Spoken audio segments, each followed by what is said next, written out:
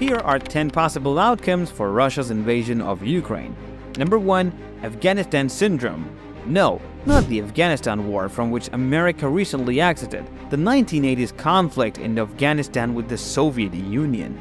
Brezhnev invaded to support a faltering communist regime that might have otherwise turned westward. Ultimately, the conflict evolved into the Soviet Union's equivalent of the Vietnam War, a protracted conflict that suffered domestic political backlash and culminated in the superpower withdrawing with little to show for their efforts. Even worse was the outcome for the Soviet Union, which split up after Mikhail Gorbachev rose to power as a result of the economic turmoil. The United States was happy to support Moscow's adversary military under the leadership of Congressman Charlie Wilson. The conflict in Ukraine will drag on for years if the current pattern holds.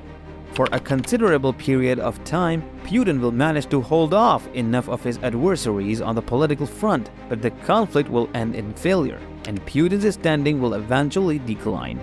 Ukraine wins, but at a very high price. Number 2. Putin removed from office. Putin appears to be a popular leader based on public approval ratings, but it is impossible to determine how popular he really is. Autocracies are not exactly known for getting their citizenry to tell the truth. If Putin were truly unpopular, there would be a number of ways for him to lose his position as president.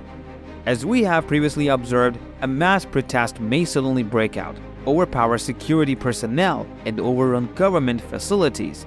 A one disgruntled person with good connections may kill him, or a more well-organized group of disgruntled generals and politicians could start a coup to overthrow Putin. The unifying thread in all of this is that the new ruler would then withdraw Russian forces from the conflict and establish a new government free from the constraints of the failing war. Number 3. Victory Day.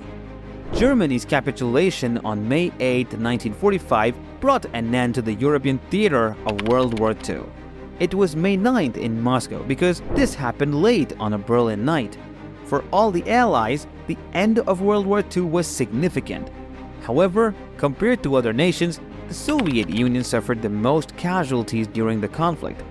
Victory Day consequently evolved into a significant holiday up until the collapse of the Soviet Union. The festivities diminished during Boris Yeltsin's presidency. That was one of the Soviet institutions that the nation was getting rid of. Nevertheless, since Vladimir Putin took office, the holiday has returned. Again, there is a sizable celebration. If you have ever seen pictures of the Russian army marching, they were undoubtedly taken on Victory Day. Another idea holds that Putin won't proclaim his mission in Ukraine complete until May 9th. He will portray the success in eastern Ukraine as accomplishing the war's objectives. This might provide Putin with a pragmatic political exit from the conflict and prevent the rising death toll from overturning his government. At that point, Russian troops may technically retire, but the intensity of the battle will return to that of 2021, with fewer Russians still fighting in the Ukrainian civil war. Number 4. Putin gambles for resurrection. With what Russia is hanging on to if it stops active operations in order for the war to finish on May 9th. However, it might not be sufficient. A leader's capacity to politically survive a settlement determines how effective it is. Let's revisit the World War I. By the time the battle was through, it was obvious that Germany had little chance of winning and that a compromise would benefit all the parties. Germany persisted in the conflict despite this. The issue was that the dictatorial administration would have been forced to concede a democracy at home if the right concession had been made to the United Kingdom and France. Erich Ludendorff said that equal enfranchisement would be worse than a lost war if it were to be implemented.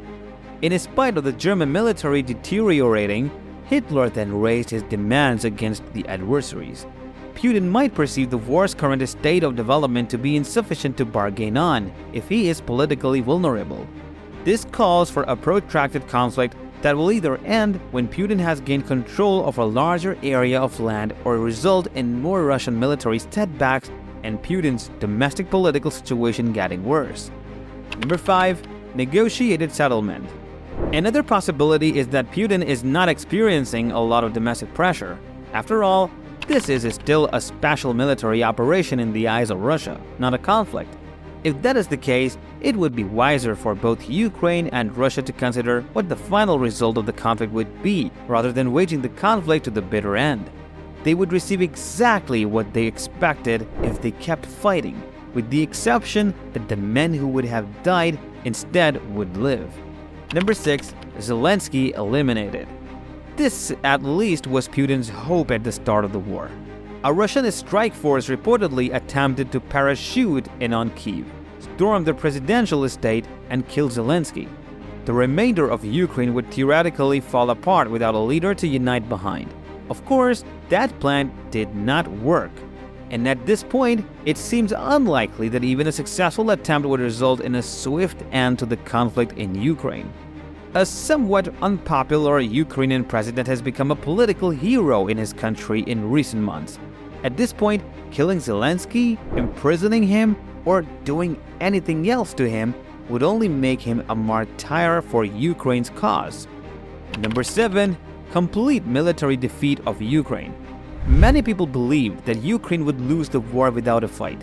However, due to poor logistics, particularly in the western half of Ukraine, the former superpower suddenly appeared to be very frail. Nevertheless, Russia has changed its direction to concentrate on the east after learning from its mistakes. Even though it might take a lot longer than Putin anticipated, it is still possible that the Russian army militarily defeats Ukraine. Number 8. Ukraine destroyed. Putin might be concerned that Ukraine joining NATO would offer the United States a fresh military advantage over Russia, given how NATO has shifted east over time. This is the conflict's justification for starting a preventative war. Preventive wars can come to an end when the root cause of the power transfer is eliminated. Russia has no reason to continue the conflict if Ukraine is no longer able to arm itself or form a significant alliance partner. There are many possible interpretations of this, and from Ukraine's point of view, those variations are significant. It is one thing to have a failing economy, another is the use of low-powered nuclear weapons. Number 9. It does not. The Ukraine-Russia war is just a new phase of a civil war that started in 2014. Now, there is a difference, because Russia is officially intervening. Interstate wars are infamous for lasting a great deal less time than civil warfare. In actuality, a typical interstate conflict lasts less than a year. Civil battles, though, can last an eternity. The present civil war in Syria first broke out in 2011 amid the Arab Spring.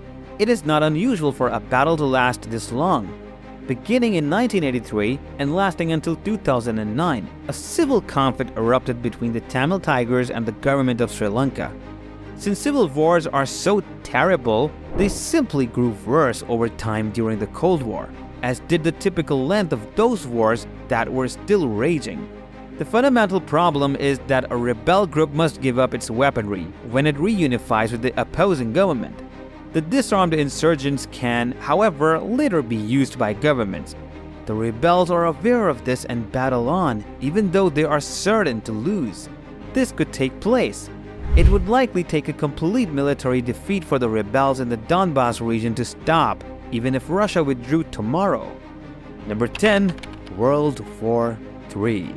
Even at their worst, conditions do not yet compare to the Cold War's height. This is not the Cuban Missile Crisis, when everyone thought the world was ending and came to a complete standstill. You might not find much solace in that. After all, starting World War III would be the worst thing that could possibly happen to humanity. About 6,000 nuclear weapons are in Russia. There are approximately 5,400 in the United States.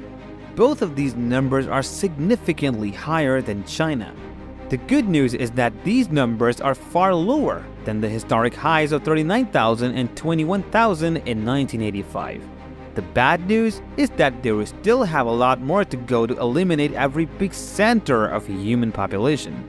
It is doubtful that any side will voluntarily initiate World War III precisely because of that. Accidents or misunderstandings can occur, which is the problem.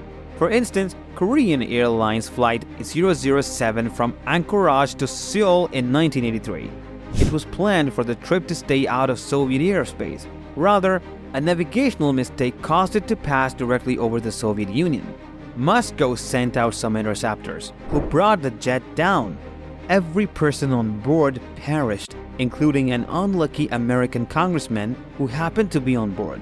The United States and the Soviet Union were increasingly at odds. And only 3 weeks later, a nearby early warning alert system near Moscow discovered an approaching missile. Third World War had not yet begun. Instead, the system thought a cloud at a great height was a nuclear weapon. The point is that mishap can occur, and past near misses do not guarantee that we are immune to all threats in the future. What if the pilot of the Russian aircraft that flew into Swedish and Danish territory on April 29th was a gun-ho? The North Atlantic Treaty's Article 5 may then have been triggered by NATO, which would then launch an attack on the airfield where the flight originated.